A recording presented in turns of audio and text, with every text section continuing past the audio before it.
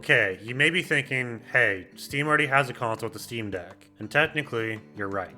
This thing can be docked to any TV and display 800p and work with any Bluetooth controller out there. Boom. Instant console. But think about it. If Valve can create the Steam Deck with as much power as it has, what can they pull off with a full-blown console? I think this could have great implications on the gaming world and could hopefully restrict some of the predatory practices that gaming companies are trying to implement. Now, if you're a seasoned Valve watcher, you may be saying, but they already tried this with the Steam machine and failed.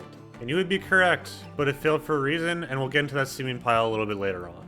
But with Valve's recent success with the Steam Deck, and its superiority and newfound control in the gaming market, I believe a Valve console could take the world by storm. Let's get into the good, the bad, and the ugly of Valve jumping back into the console world. Starting with the good aspect, let's talk about subscriptions. Currently, all companies that have a game console require you to get a paid subscription to play online for most games. Even though it's 2025 and online infrastructure is baked into pretty much everything, including your toaster.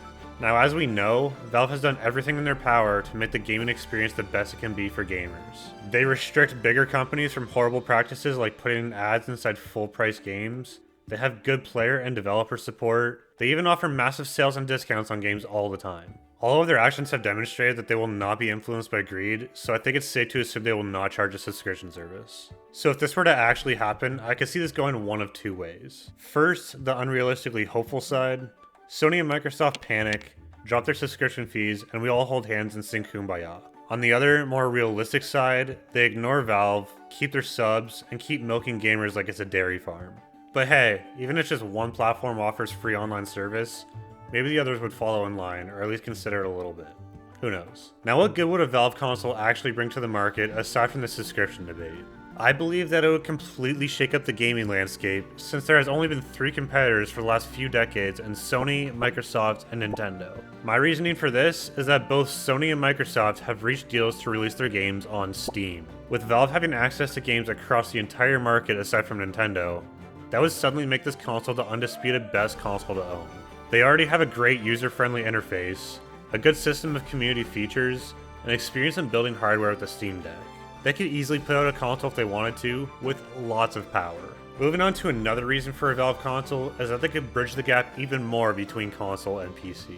Many console players today just like the idea of plug and play, so they don't explore other options. If they hear about this shiny new console that can play just about any game, has no subscriptions to play those games, and that this console can double as a sort of PC, what's not to love about that idea? It would take away from the complexity of having a PC and learning everything there, including the constant Windows updates, which drivers to install, and what the hell BIOS means. And then it still supplies you with the ease of a plug-and-play console. With Valve's reputation these days, I am sure a lot of people would jump ship to get this new console. It could potentially even get PC players on board, so they could bring their PC experience to the living room with enough power to play whatever they want. Let's go back and touch on the games again. First, like I mentioned earlier, Sony and Microsoft have given Valve the rights to sell most of their games on Steam. They did this to expand the reach of their audience to sell more copies of their exclusive games to PC players. Now, with Valve having those rights, it could completely backstab Microsoft and Sony if they release a console of their own. They would also lose their advantage of being the only consoles to choose from. Valve would now give everyone access to just about any game they want through PC, handheld, and console with their massive Steam library. On top of that, their games are all cheaper too with constant Steam sales. Although Xbox is in the handheld market now, with rumors that PlayStation will be joining again as well, I think Valve has a firm hold on this market. I believe that it would be harder for Xbox and Sony to take over the handheld market, rather than Valve being able to take over the console market.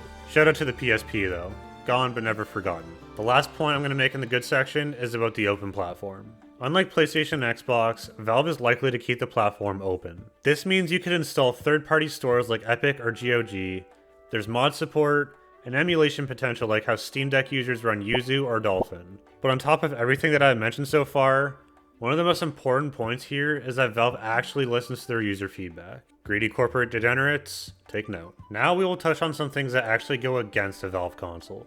First, the gamers that have established accounts on Xbox or PlayStation likely do not want to switch over and lose everything. If you've been console loyal for a long time, you probably have tons of trophies or gamer score, depending on which platform you play on. This represents your entire history as a gamer, so switching over would feel like you're starting over, essentially going from a general to a private. This feeling of being trapped, as well as the price of transferring over, stops people from leaving their console of choice, meaning that Sony and Microsoft aren't that scared of losing their consumers, and consequently will forever remain with their online subscriptions. Brand loyalty is powerful and slightly toxic. Another potential bad point against a Valve console is the lack of an exclusive game lineup. Valve doesn't release games often, and they don't chase console exclusives. I'm not sure whether this would matter because they have access to Xbox and PlayStation games already, but game exclusives do often draw a crowd. Think of games like Halo, God of War, and Zelda here. They have Half-Life, but that's more of a VR game and fairly niche. I guess they do have Counter-Strike though, but then again they're not going to come out with a new Counter-Strike with the release of a console. Without a big exclusive, Valve's console might just feel like a big PC port box. A really nice one, but still. The last couple things I have for the bad section are the software ecosystem issues and developer support and optimization. First, this system could rely heavily on Linux and Proton, which, while impressive, isn't 100% perfect. Some games still don't run well outside of Windows, such as anti-cheat protected games, so there's some concern there. Secondly, if this console were to not sell well at launch, devs might not prioritize optimization for it. Now into the disgusting, putrid, ugly stuff. Gross. The main, hideous thing to note here is that the release of this unsightly new console could be a Steam Machine 2.0. Their first attempt was in 2015, and the Steam Machine hilariously flopped. The launch of it was just confusing. Its SteamOS lacked game support for most titles. There were too many hardware variations, and the launch shortly after the PS4 and Xbox One just came out was horrible timing. It was also a weird thing that nobody really understood what it was. It was priced like a gaming PC in the $500 to $1,200 range. Nobody knew if it was a console, PC, or something else, and nobody understood what kind of value this thing brought to them. It was like buying a console built by IKEA. Confusing, expensive, and somehow half your parts are missing. Although it is now 10 years later, and many may have not even known about the Steam Machine, others may see a new console as a repeat experiment, expecting the same results, and turn them off the console before it's even out. This coincides with my next point about brand confusion.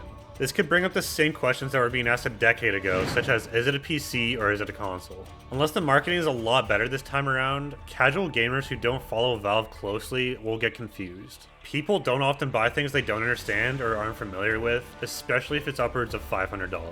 The last point I have to make for this video, and I don't exactly know if it fits in the ugly section here, is how Valve can compete against Nintendo. Nintendo has always just gotten away with doing their own thing amid the war between them and Xbox and PlayStation, so I can't imagine it would be much different. Their IPs are just so different with no real direct competitor to them, so I think that the gaming landscape could turn into a Valve versus Nintendo situation in a perfect world. And I say in a perfect world because Valve is all about the gamer experience, and I love Nintendo games personally, so I think it's just the best situation possible.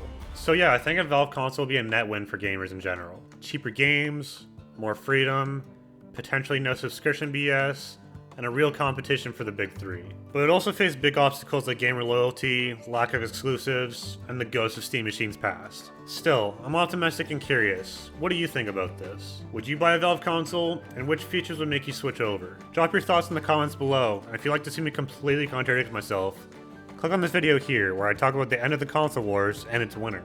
Don't forget to like and subscribe, and I hope to see you on the next one.